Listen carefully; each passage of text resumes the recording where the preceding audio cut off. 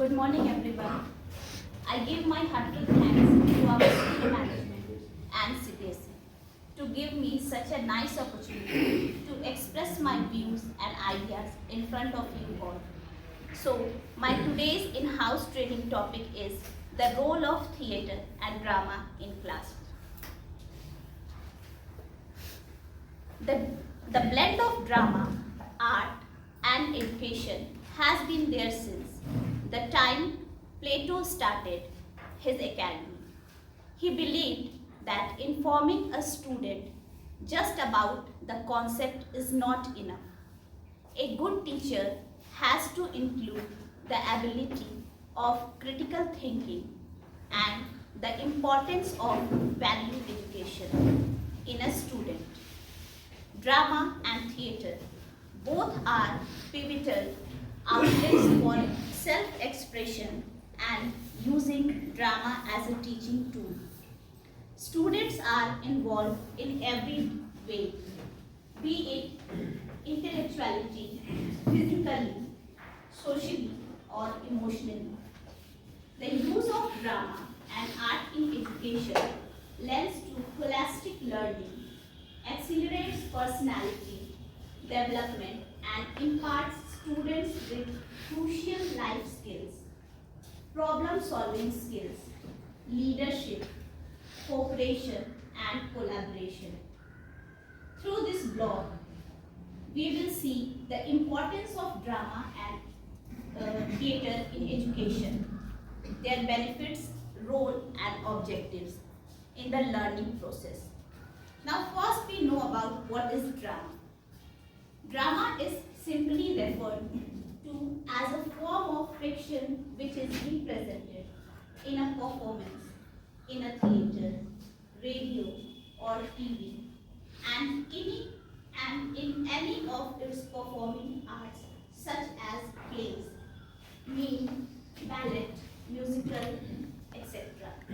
The word drama is actually taken from the Greek word drama, draw, which also refers to I do or action.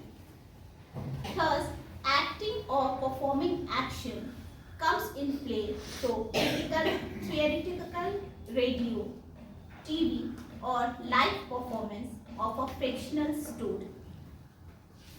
Hindi में अगर हम जानना चाहें तो नाटक कला का एक रूप है जो व्यक्ति के तनाव एवं द्वंद्व की खोज करती है।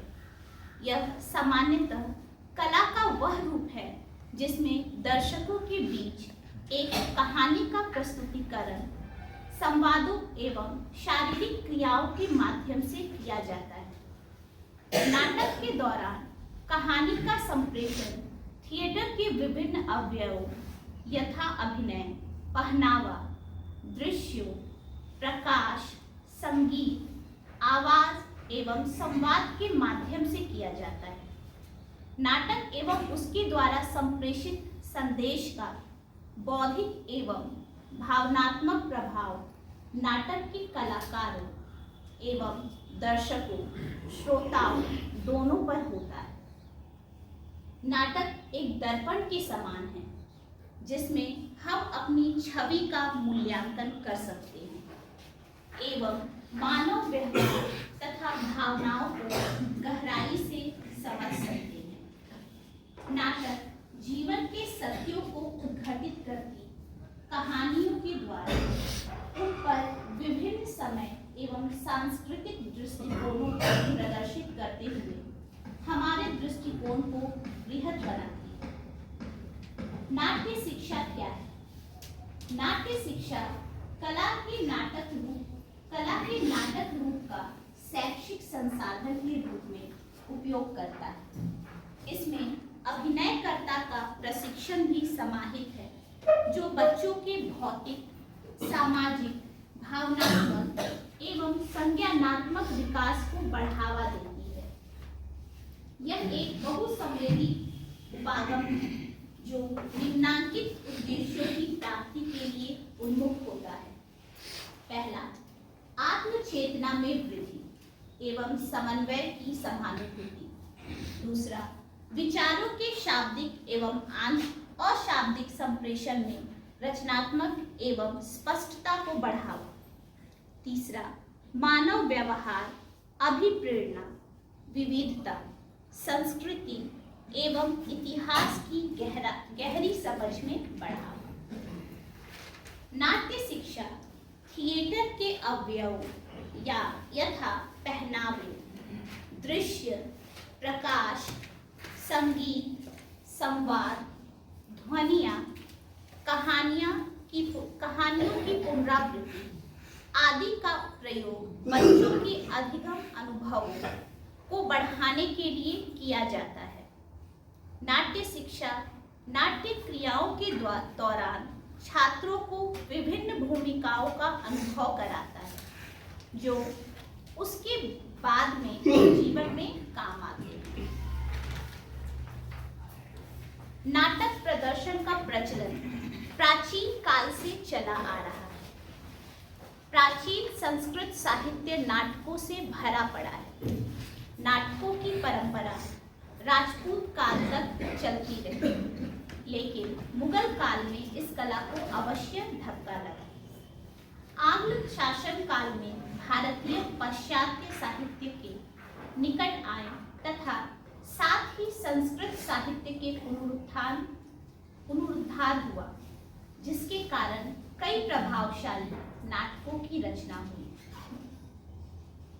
नाटक की परिभाषा नाट्याचार्य भरत मुनि के अनुसार किसी भी दशा के अनुकरण को नाटक कहते हैं। नाटक की सबसे सुंदर परिभाषा अभिनव नाट्य शास्त्र में विद्वान अभिनव भरत ने इन शब्दों में की है। किसी प्रसिद्ध या कल्पित कथा के आधार पर नाट्यकार द्वारा चित्र रचना के अनुसार नाट्यकार द्वारा प्रशिक्षित नट जब रंगमंच पर संगीत एवं अभिनय द्वारा रस पैदा करके दर्शकों का मनोविनोद करते हुए उन्हें उपदेश और मानसिक शांति प्रदान करते हैं, तब इस क्रिया को नाटक या रूपक कहते हैं। इस तरह नाटक में हम निम्न मुख्य बातें पाते हैं। क, नाटक में अनुकरण तत्व की प्रधानता होती है। ख, नाटक गद्यात्मक एवं पद्यात्मक दोनों रूप का हो सकता है। नाटक काव्य की बजाय ज्यादा वास्तविकता के लिए हुए हैं। घ, नाटक रचना का उद्देश्य मनोरंजन के साथ साथ सर्वसाधारण को कोई ना कोई संदेश देना है। नाट्य शिक्षा के उद्देश्य मानव जीवन की विभिन्न परिस्थितियों एवं विभिन्न मानसिक अवस्था छात्रों को कराना, छात्रों को प्रभावशाली एवं शुद्ध वातावरण की शिक्षा प्रदान करना, मानव स्वभाव का सम्यक ज्ञान कराना, शुद्ध उच्चारण एवं भाव प्रकाशन के अवसर प्राप्त करना, अभिनय कला में छात्रों को निपुण करना, छात्रों को अवसरानुकूल आचरण करने एवं अवसरानुकूल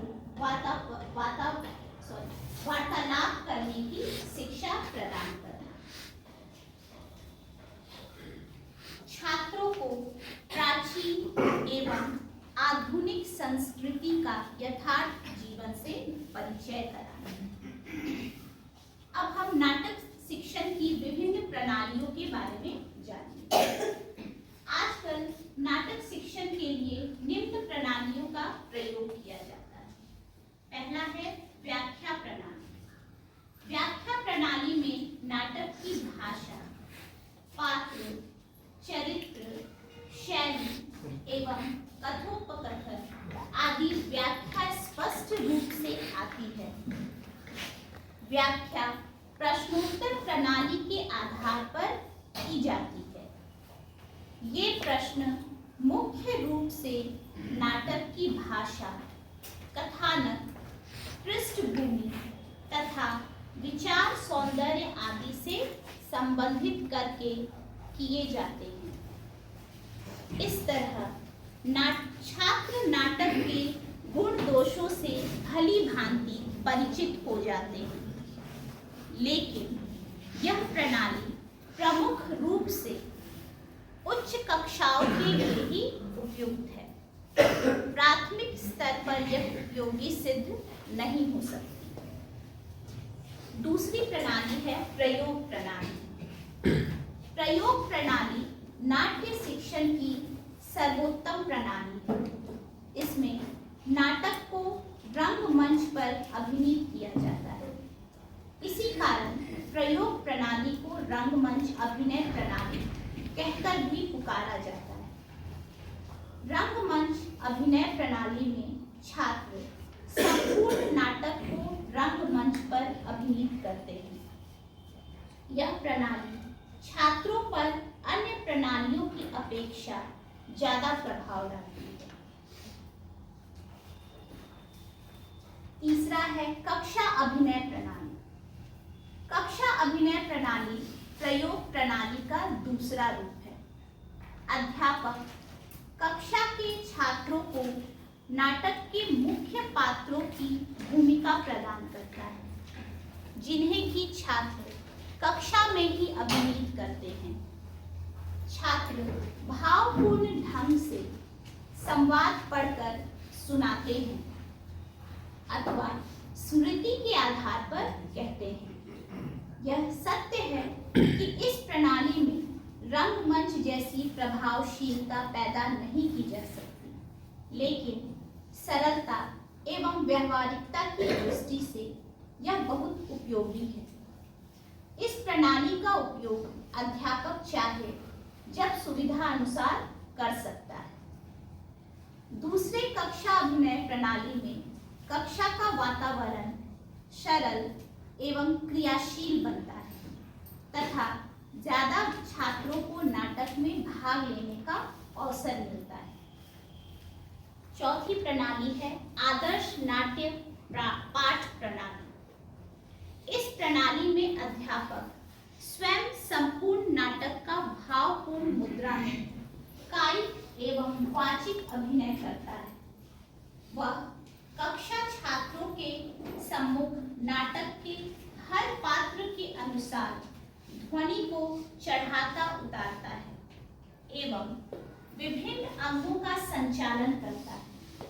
नाटक में स्थित प्रत्येक रस तथा भाव उसके मुख पर प्रकट होता रहता है। यह विधि छात्रों में नाटक के प्रति रुचि पैदा करती है, परंतु इस प्रणाली का सबसे बड़ा दोष यह है कि इसमें अध्यापक तो सक्रिय रहता है, लेकिन संपूर्ण कक्षा निष्क्रिय श्रोता बनी रहती है। दूसरे, इस प्रणाली का प्रत्येक अध्यापक सरलतापूर्वक प्रयोग नहीं कर सकता। Now we will see types of drama. There are 4 types of drama. First one is comedy, second one is tragedy, third one is melodrama and fourth one is tragic comedy. इसको हम विस्तार से जानेंगे। कॉमेडी या हास्य। हास्य नाटक की एक प्रकार या शैली है जिसका उद्देश्य लोगों को हंसाना है। हालांकि हास्य एकमात्र गुण नहीं है जो एक कॉमेडी को दर्शाता है। यह कॉमेडी के मुख्य विषय, एक कॉमेडी के मुख्य विषय क्या क्या है? स्वर हल्का है, सरल शब्दों का खेल या वाक्यांशों का ट्विस्ट, गंभीर मुद्दों को हल्के फुल्के अंदाज में पेश किया जाता है, गलतफहमी मनोरंजक है, सुखद अंत, पात्र जो मूर्ख और सामान्य से बाहर है, आमतौर पर एक शादी के साथ समाप्त होता है, खासकर रोमांटिक कॉमेडी में।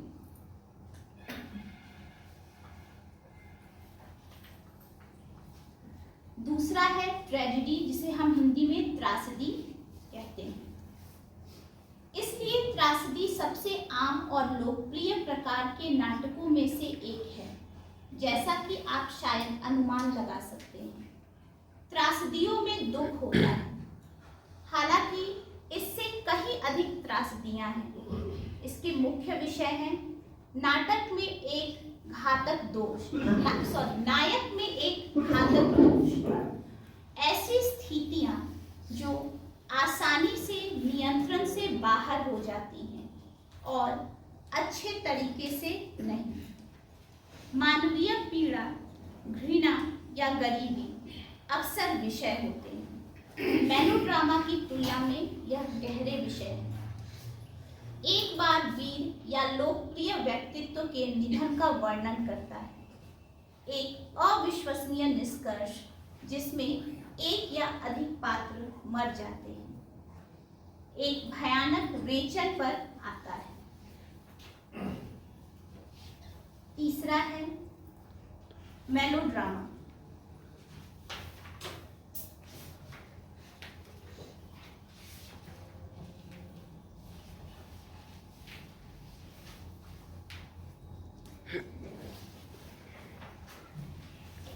मेलोड्रामा साहित्य में एक अतिशयोक्तिपूर्ण प्रकार का नाटक है, जिसमें पारंपरिक एक आयामिक चरित्र जैसे नायक, नायिका और खलनायक रोमांचक, भावुक और अक्सर घातक स्थितियों से जूझते हैं। मेलोड्रामा के मुख्य विषय हैं चरित्र क्लिच के नायक, नायिका, खलनायक, संरक्षक आदि शामिल हैं। व्यापक आर्क्स के साथ रोमांटिक या उदास कहानियां, भूखंड और घटनाएं जो जीवन से बड़ी या बहुत छोटी कहानियां बड़े तरीके से बताई गई। चरित्र प्रतिक्रियाएं अतिशयोक्तिपूर्ण, स्पष्ट रूप से परिभाषित साहित्यिक विषय।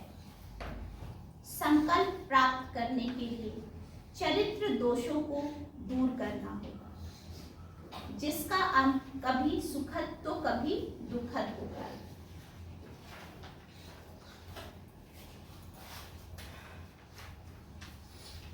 चौथा है ट्रैजिक कॉमेडी या त्रासिक comedy.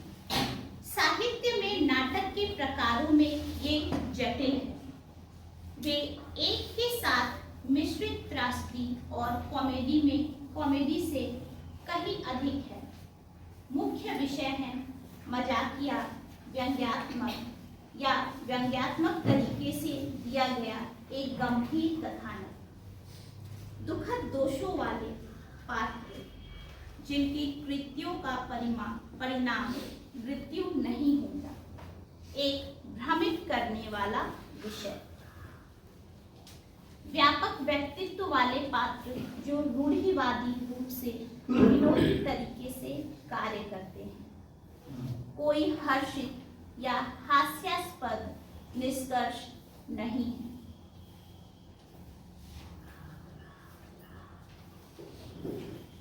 Now next slide. What is theatre? The term theatre is derived from the Greek term theathari. Theatre refers to the actual production of the play on the stage. This requires stage, actors, background, costumes, lighting, sound effects, and most importantly, an audience. In fact, a space to perform, actors, and the audience are three of the most basic requirements of theatre. Theatre is a collective effort of the playwright, director, actors, technicians, and many other people. Here, there is no direct interaction between the audience and the playwright. Theatre can present another interpretation of the play. For instance, the interpretation we get from reading Shakespeare's Macbeth might be different from the interpretation presented by the theatre performance of Macbeth. Theatre is a collaborative form of performing art that uses live performance, usually actors or actress, to present the experience of a real or imagined event before a live audience in a specific place, often a stage. The performers may communicate this experience to the audience through combination of gesture, speech, song, music, and dance. Elements of art such as painted scenery and stagecraft such as lighting are used to enhance the presence and immediacy of the experience. The specific place of the performance is also named by the word theatre as derived from the ancient Greek word. रंगमंच या theatre वह स्थान है जहाँ नृत्य, नाटक, खेल आदि हो। रंगमंच शब्द रंग और मंच दो शब्दों के मिलने से बना है। रंग इसलिए प्रयुक्त हुआ है कि दृश्य को आकर्षक बनाने के लिए दीवारों, छतों और पर्दों पर विविध प्रकार की चित्रकारी की जाती है और अभिनेताओं की वेशभूषा तथा सज्जा में भी विविध रंगों का प्रयोग होता है। और मंच इसलिए प्रयुक्त हुआ है कि दर्शकों की सुविधा के लिए रंगमंच का तल फर्श से कुछ ऊंचा रहता है। दर्शकों के बैठने के स्थान को प्रेक्षागार और रंगमंच सहित समूचे भवन को प्रेक्षागृह, रंगशाला या नाट्यशाला कहते हैं।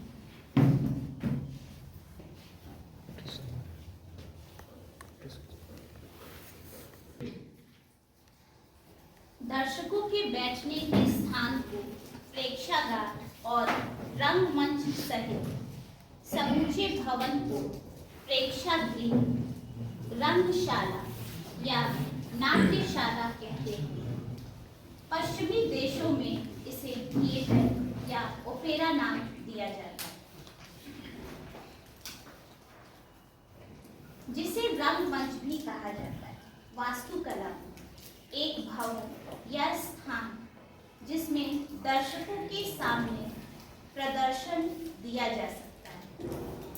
यह शब्द ग्रीक थिएटर से है, देखने की जगह। एक थिएटर में आमतौर पर एक मंच क्षेत्र होता है जहां प्रदर्शन होता है। प्राचीन काल से थिएटरों के विकसित होते डिजाइन को मुख्य रूप से दर्शकों की भौतिक आवश्यकताओं द्वारा कलाकारों को देखने और सुनने और प्रस्तुत गतिविधि को बदलती प्रकृति द्वारा निर्धारित किया गया। नाटक और अभिनय की बात करें तो वे दुनिया की हर संस्कृति का एक महत्वपूर्ण हिस्सा है। दर्शकों के लिए एक मंच पर प्रदर्शित रंगमंच कला की वास्तविक समय की अभिव्यक्ति है, जो उद्देश्यपूर्ण, रोमांचक और मनोरंजक दोनों है। कहानी सुनने या पढ़ने की तुलना में प्रतिभाशाली पात्रों के माध्यम से एक मनोरंजक कहानी को प्रकट होते देखें, जो एक भूमिका निभाते हैं। दर्शकों के दिमाग पर एक स्थायी छाप छोड़ सकते हैं। इसलिए सांस्कृतिक परिदृश्य में नाटक और रंगमंच का महत्व न केवल महत्वपूर्ण है बल्कि आवश्यक भी है। भारतीय रंगमंच के प्रकार। पहला, पारंपरिक रंगमंच। यदि हम भारत के रंगमंच की जड़ों का पता लगाएं, तो यह सब पारंपरिक रंगमंच से शुरू हुआ, जो प्राचीन काल से व्यापक था। कहानियां काफी हद तक रामायण और महाभारत के महाकाव्यों के साथ साथ उपनिषदों और पुराणों की गाथाओं पर आधारित थी। 15वीं शताब्दी में संस्कृत नाटकों का उदय हुआ, जहां प्रत्येक कलाकार को राजाओं के दरबार में उचित सम्मान दिया जाता था। दूसरा है क्षेत्रीय लोक रंगमंच। महाकाव्यों की कहानियों से लेकर लोक कथाओं तक पारंपरिक रंगमंच में कई क्षेत्रीय विविधताएं हैं। कथा का रूप, वेशभूषा का चुनाव और पात्रों का प्रवेश जोरदार और विशद है। कहानी कहने का ताना बाना गीत, नृत्य और संगीत से बुना गया है, जिसकी जड़ें घटनाओं, त्योहारों और विशिष्ट क्षेत्र के पारंपरिक ग्रंथों, संस्कृति और रीति रिवाजों से ली गई घटनाओं में निहित है। हालांकि पारंपरिक रंगमंच के विपरीत क्षेत्रीय लोक रंगमंच सामाजिक घटनाओं से भी अपनी सामग्री प्राप्त करता है। नीचे सूचीबद्ध क्षेत्रीय लोक रंगमंच के कुछ लोकप्रिय उदाहरण हैं। तमाशा। मराठी रंगमंच का एक पारंपरिक रूप जो गायन और नृत्य के साथ किया जाता है। यह महाराष्ट्र के भीतर स्थानीय थिएटर समूहों द्वारा व्यापक रूप से प्रदर्शित किया जाता है। भवई। 14वीं शताब्दी में उत्पन्न भवई पश्चिमी भारत का एक लोकप्रिय लोक नाट्य रूप है। भवई शब्द संस्कृत से लिया गया है और इसका अर्थ है भावना या अभिव्यक्ति। यक्षगान। उडुपी, शिमोगा और चिकमगलूर जिलों के पश्चिमी भागों में विकसित एक पारंपरिक रंगमंच। यह नृत्य, संगीत, संवाद, वेशभूषा, श्रृंगार और मंच तकनीकों को एक अनूठी शैली और रूप के साथ जोड़ती है। करयाला। हिमाचल प्रदेश के जिलों में लोकप्रिय करयाला एक तात्कालिक लोक रंगमंच है, जिसे किसी मंच की आवश्यकता नहीं है। यह ज्यादातर दिवाली के दौरान किया जाता है और आमतौर पर एक व्यक्ति द्वारा देवता के लिए किया जाता है। यह थिएटर नाटक, छंद, संगीत और नृत्य का मिश्रण है। कुडियाट्टम यूनेस्को द्वारा मानवता की मौखिक और अमूर्त विरासत की एक उत्कृष्ट कृति के रूप में मान्यता प्राप्त कुडियाट्टम भारत के केरल राज्य में प्रदर्शन कला का एक पारंपरिक रूप है। यह कुथु के तत्वों के साथ प्राचीन संस्कृत रंगमंच का मिश्रण है। संगम युग में से एक प्राचीन प्रदर्शन कला। सांग। राजस्थान में एक लोकप्रिय लोक नाट्य रूप। सांग में नाटकीयता और मिमिक्री के साथ संवाद और गीत शामिल है। यह कला रूप अधिक संवाद उन्मुख है, न कि आंदोलन उन्मुख। पूर्व स्वतंत्रता रंगमंच कला। स्वतंत्रता पूर्व रंगमंच लोकप्रियता में बढ़ा और ब्रिटिश और औपनिवेशिक शासन के साथ भारत आया। भारत में रंगमंच के अन्य युगों और स्वतंत्रता पूर्व रंगमंच के बीच प्राथमिक अंतर यह है कि पूर्व स्वतंत्रता रंगमंच अधिक कथानक और कहानी आधारित था, जबकि पारंपरिक और क्षेत्रीय रंगमंच में पौराणिक और वीर चरित्रों के इर्द गिर्द घूमने वाले नाटक शामिल थे। पूर्व स्वतंत्रता रंगमंच प्रचलित भारतीय सामाजिक रंगमंच के साथ पश्चिमी रंगमंच प्रारूपों का एक समामेलन था। यह ब्रिटिश शासन के तहत आम आदमी के जीवन को कवर करके यथार्थवाद के दर्शन में लाया और कठिनाइयों का सामना कर पड़ा, जिससे यह कई प्रसिद्ध नाटकों का केंद्रीय कथानक बन गया। समकालीन रंगमंच। आधुनिक या स्वतंत्रता के बाद का भारतीय रंगमंच वह रंगमंच है जिसे हम आज के रूप में जानते हैं। इसका उपयोग मनोरंजन, सामाजिक जागरूकता फैलाने और यहाँ तक कि जरूरत पड़ने पर सरकार की आलोचना करने के साधन के रूप में किया जाता है।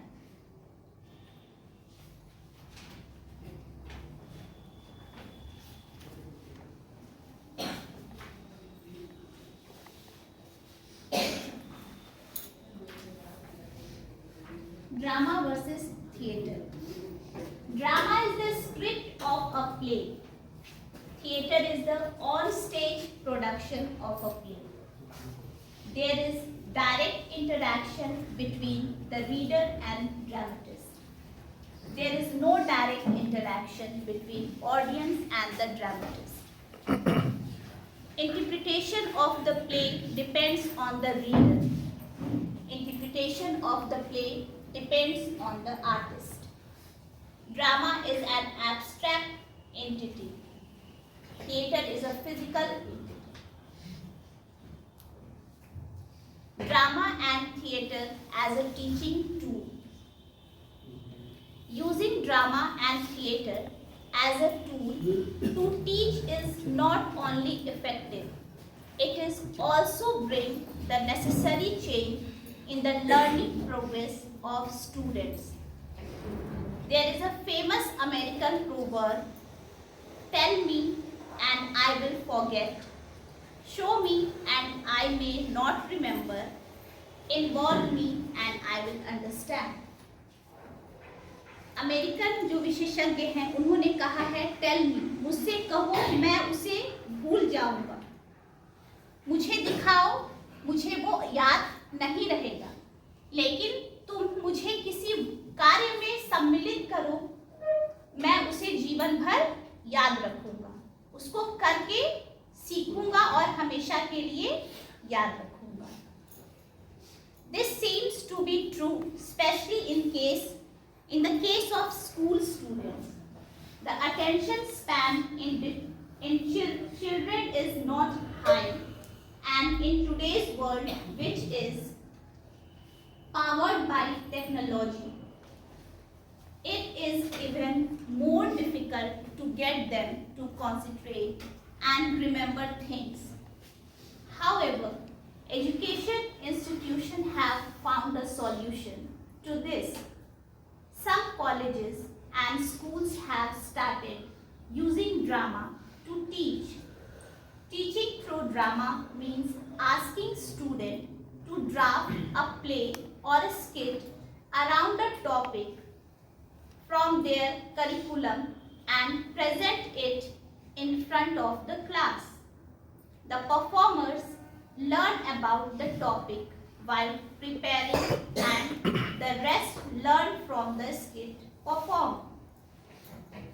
This concept helps students learn better instead of simply being observers. They get to be a part of the learning process.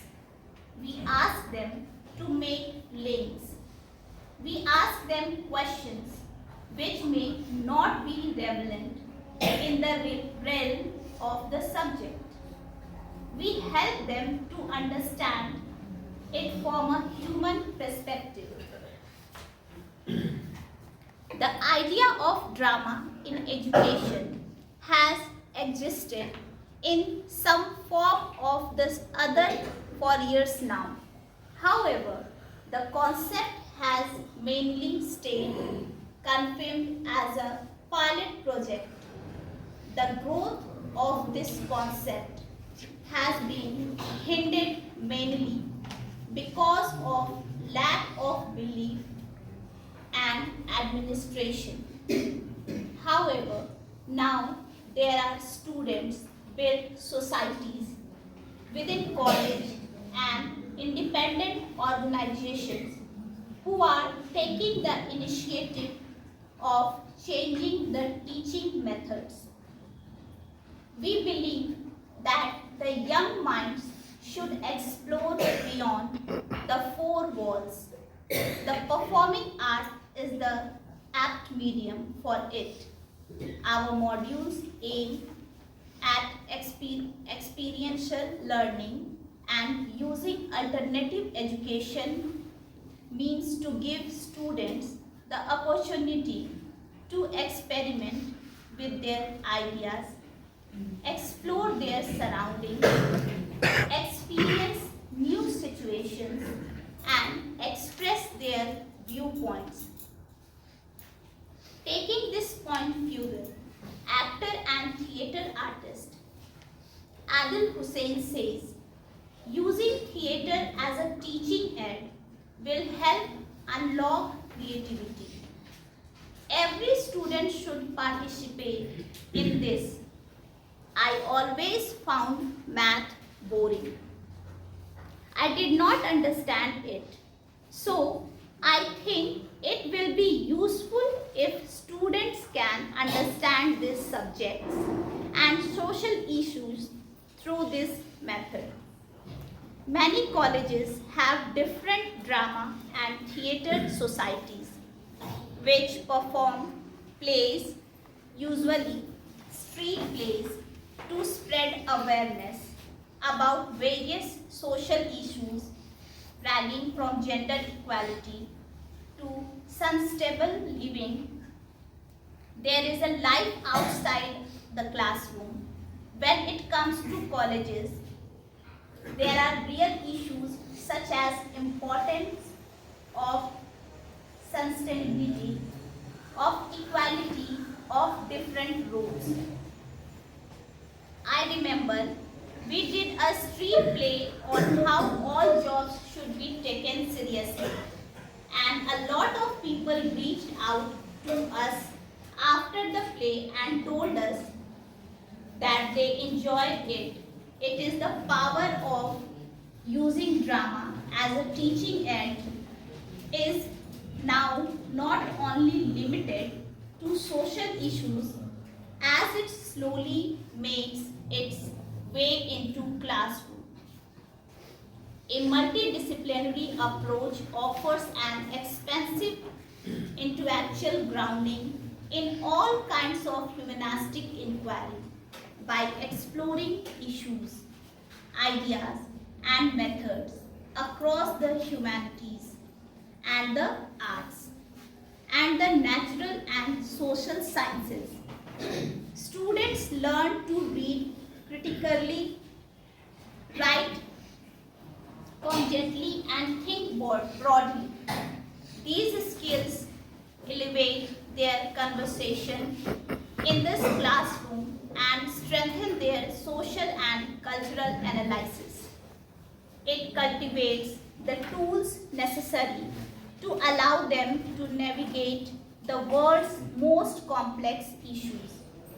Our modules challenge the students to consider not only how to solve problems, but also train them to ask which problem to solve and why, preparing them for positions for leadership and a life of service of the nation and all the humanity says. Prabhat Ji.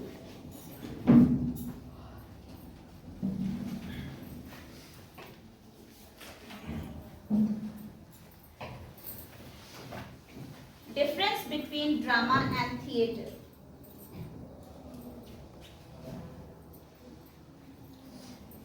In simple terms, the main difference between drama and play theatre is that the drama is the printed text of a play, while the theatre is the actual production of the play.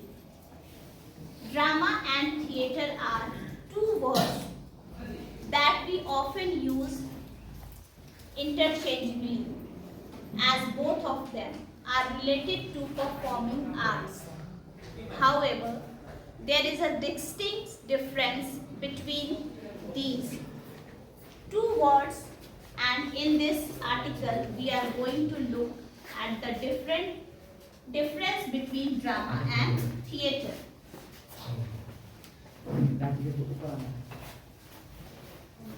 Drama is a script of a play.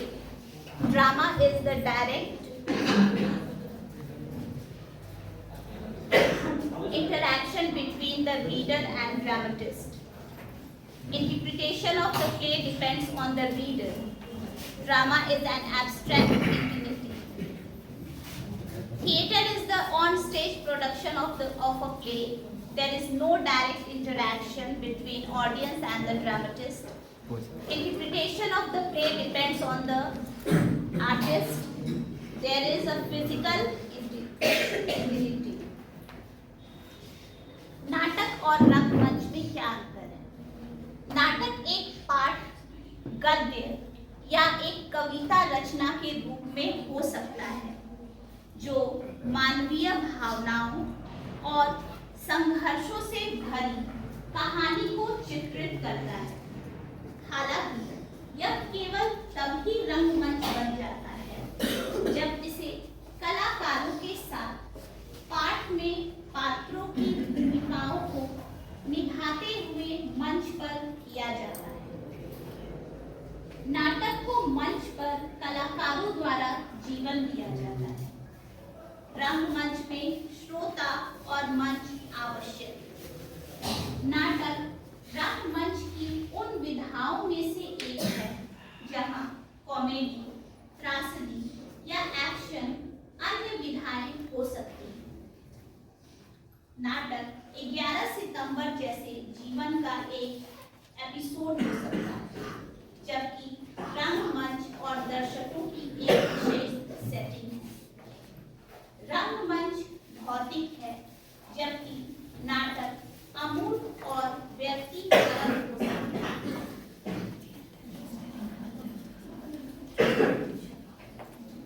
Theatre in education. Storytelling is a powerful tool of facilitate learning in a meaningful manner, since theatre itself is a potential drive of bringing impactful change in society. It can play a crucial role in utilizing drama and art in education. Using theatrical, musicals as well as dramas, learning can be carried out in the interesting manner. It caters to different learning methods as it adheres to work, which is famed teaching model by Neil Fleming and emphasizes on the uses of visual, oral, read or write. Through creative stories and theatre dramas, a multi-sensory experience can created, thus making learning a fun and engaging process. how to use drama in education. The element of drama used in the process of education may vary for institution depending on the approach they used and a goal they aspired to achieve. The common form of drama implemented in the process of imparting education is a role play. A role play involves a group of students in a controlled atmosphere where they replicate a scene from history or from a play or a movie. The students are given the roles of the characters of the event. They not only learn to understand the mentality of the characters, but also learn behavioral psychology based on which they make critical judgments. To help the students immerse in the scene and to understand its essence, use of costumes and sets is made. The activity not only helps them become better thinkers and storytellers in the future, but it also develops in them to confidence to engage with others in healthy interaction. For future filmmakers and dramatists, this activity turns out to be the cornerstone of their career. Other than role play for utilizing drama and art in education, you can also explore the following types of co-curricular activities to engage children and carving out a better learning experience. Meme exercises. Create literary sketches. Sharas. Improve. Writing a story from their favorite drama's character. One-word story. Break the fourth wall and help the classroom. नाट्य शिक्षा के लाभ या महत्व। पहला लाभ है छात्रों के आत्मविश्वास में वृद्धि। कक्षा में एक नई भूमिका को स्वीकार करना एवं दर्शकों के सामने मंच पर एक पात्र विशेष की भूमिका अदा करना बच्चों को उनके विचारों और योग्यताओं पर विश्वास करने में मदद करता है। नाटक की क्रियाओं द्वारा प्राप्त आत्मविश्वास बाद के जीवन में उनके कार्य, उनके विद्यालय एवं उनके जीवन के विभिन्न पहलुओं में शामिल हो जाता है। दूसरा है छात्रों की कल्पना शक्ति में वृद्धि। नाट्य के क्रम में रचनात्मक विकल्पों की तलाश, नए विचारों को सोचना, परिचित वस्तुओं को नवीन तरीके से दर्शकों के सामने रखना आदि क्रियाओं बच्चों की कल्पनाशीलता में वृद्धि करती है।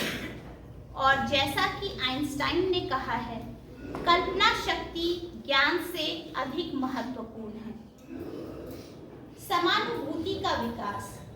भिन्न भिन्न परिस्थितियों में विभिन्न संस्कृति के कलाकारों के बीच अलग अलग किरदारों को निभाते हुए बच्चों में दूसरों के दृष्टिकोण को समझने में और उनके प्रति सहनशील बनाने में मदद करता है तथा इस प्रकार से उनकी सहानुभूति को बढ़ाता है। सहयोग भाव को बढ़ावा देना। नाट्य कला प्रतिभागियों के विचारों एवं योग्यताओं को जोड़ता है। इस सहयोगात्मक प्रक्रिया में पारंपरिक वैचारिक आदान प्रदान, पूर्वाभ्यास, प्रस्तुतिकरण आदि शामिल हैं। ये क्रियाएं बालकों में सहयोग की भावना एवं समूह की भावना का विकास करता है, जो जीवन में अत्यंत महत्वपूर्ण है। एकाग्रता को बढ़ावा। नाट्य कला एक बड़े दर्शक समूह के सामने प्रस्तुत किया जाता है। ऐसे में इसके पूर्वाभ्यास, प्रस्तुतिकरण, प्रतिभागियों से उच्च स्तर की एकाग्रता अपेक्षित होती है। यह एकाग्रता विचारों, शारीरिक क्रियाओं आदि सभी चरणों, संप्रेषण कौशल में वृद्धि एवं वाणी सभी के स्तर पर आवश्यक होती है। एकाग्रता का यह अभ्यास बाद में जीवन के सभी स्तरों पर बालक की मदद करता है। समस्या समाधान कौशलों का विकास। नाटक में भाग लेते हुए बच्चे कैसे, किससे, कब, कितना और कैसे संप्रेषण करना है यह सीखते हैं। साथ ही कई बार नाटक के बीच में आई अप्रत्याशित परिस्थितियों को संभालने के लिए त्वरित सोच एवं त्वरित समस्या समाधान में मदद करता है। खेल, मस्ती, मनोरंजन। नाटक बालकों के लिए खेल, मस्ती एवं मनोरंजन का कार्य है, जो बच्चों की अभिप्रेरणा को बढ़ाता है एवं उनका तनाव कम करता है। भावनात्मक अभिव्यक्ति का एक सशक्त माध्यम। नाटक क्रियाएं बच्चे को विभिन्न प्रकार की भावनाओं एवं दमित इच्छाओं को अभिव्यक्त करने का एक माध्यम प्रदान करती है। यह बालकों की आक्रामकता एवं तनाव को सुरक्षित, रचनात्मक तरीके से कम करने में मदद करती है एवं प्रकारतन से उनमें सामाजिक असामाजिक व्यवहारों की संभावना को कम कर देती है। आरामदायी। कई नाट्य क्रियाएं बच्चों को शारीरिक, मानसिक एवं भावनात्मक तनावों को अभिव्यक्ति करने एवं उत्पन्न तनावों को कम करने में महत्वपूर्ण भूमिका निभाती है। आत्म अनुशासन को बढ़ावा। नाटक विचारों की क्रियाओं एवं क्रियाओं के प्रस्तुतकरण के रूप में प्रतिफलन है, जो बच्चों को अभ्यास एवं धैर्य की कीमत बताती है। नाट्य कला एवं रचनात्मक गतिशीलता बच्चों में आत्मनियंत्रण को बढ़ाता है। पारस्परिक विश्वास को बढ़ावा। नाटक की विभिन्न प्रक्रिया के दौरान प्रतिभागियों के बीच होने वाली अंतःक्रिया प्रतिभागियों का नाटक की क्रियाओं में शारीरिक गतिशीलता होती है, जो बच्चे के शरीर को क्रियाशील रखते हुए उनमें लचीलापन, समन्वय, संतुलन एवं नियंत्रण को बढ़ाती है। शारीरिक स्वास्थ्य लाभ। अपने प्रति, दूसरों के प्रति और उस प्रक्रिया के प्रति विश्वास बढ़ाता है। नाटक की क्रियाओं में शारीरिक गतिशीलता होती है, जो बच्चे के शरीर को क्रियाशील रखते हुए उनमें लचीलापन, समन्वय, संतुलन एवं नियंत्रण को बढ़ाती है। स्मरण शक्ति में वृद्धि। नाटक की क्रियाओं के पूर्वाभ्यास एवं पुनराभ्यास के दौरान बालक को शब्द, भाव भंगिताएं, शारीरिक स्थिति आदि सभी का स्मरण रखना होता है एवं उन्हें बार बार दोहराना होता है, जो बच्चों की स्मरण शक्ति बढ़ाने में मददगार होती है। सामाजिक रूप से जागरूक बनाना। नाटक की क्रियाएं यथा कहानी, कविताएं, दंत कथाएं, खेल आदि बालक को विभिन्न सामाजिक आयामों, समस्याओं, संस्कृतियों के बीच के द्वंद्व आदि के बारे में सिखा देती है, जो बच्चों की सामाजिक सांस्कृतिक जागरूकता को बढ़ाने में एवं उन्हें समझने में मदद करती है। सौंदर्य बोध में वृद्धि। नाटक में भाग लेना एवं नाटक देखना दोनों ही क्रियाएं बच्चों में आलोचनात्मक चिंतन एवं उनके सौंदर्य बोध को बढ़ाती है इस प्रकार यह कहा जा सकता है कि नाट्य शिक्षा बालक के सर्वांगीण विकास के लिए अत्यंत महत्वपूर्ण है।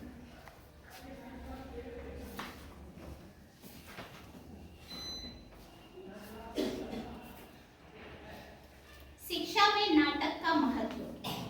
सभी कलाओं की तरह नाटक छात्रों को एक तरीके से संवाद करने और समझने की अनुमति देता है।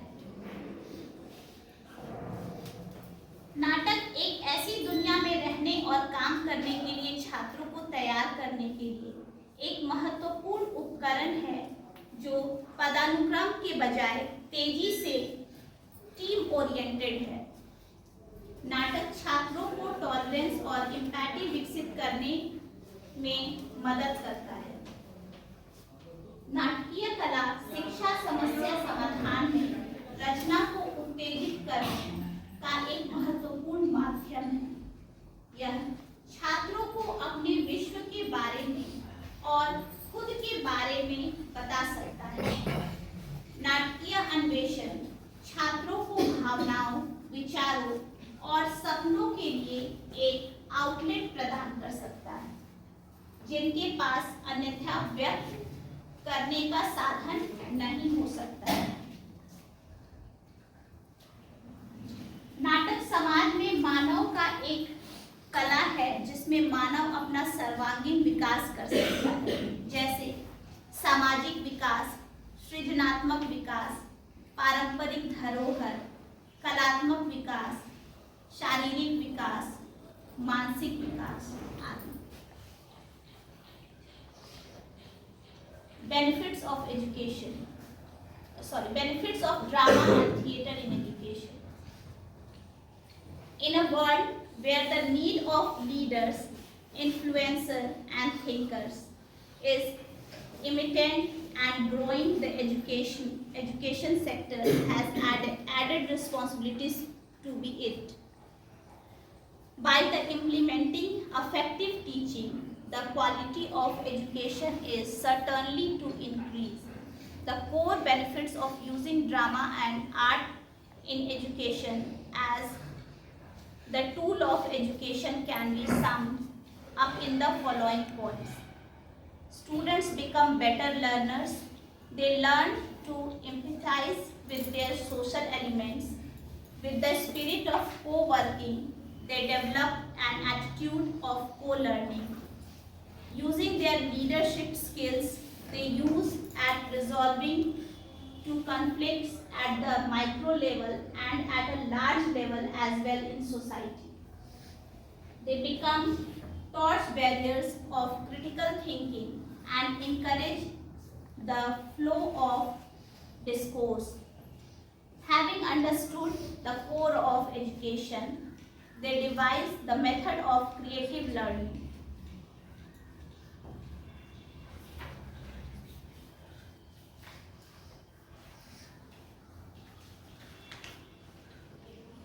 And the benefit of drama and theatre in the classroom, they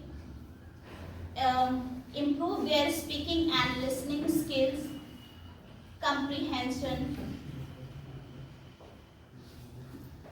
Some other benefits are, there are countless benefits to enrolling your children in drama classes, especially with stars, structured programs, and expert teachers.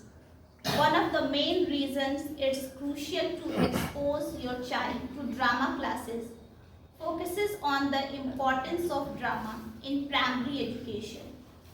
Teaching children drama enhances their communication, teamwork, creativity, and even more valuable lifelong skills.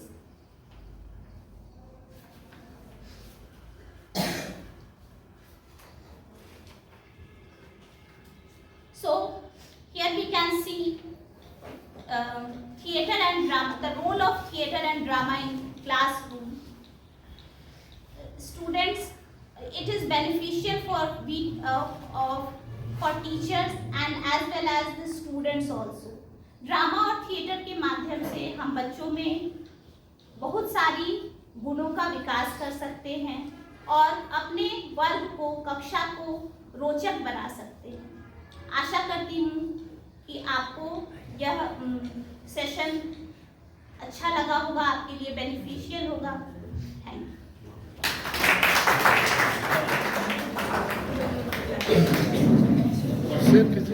You.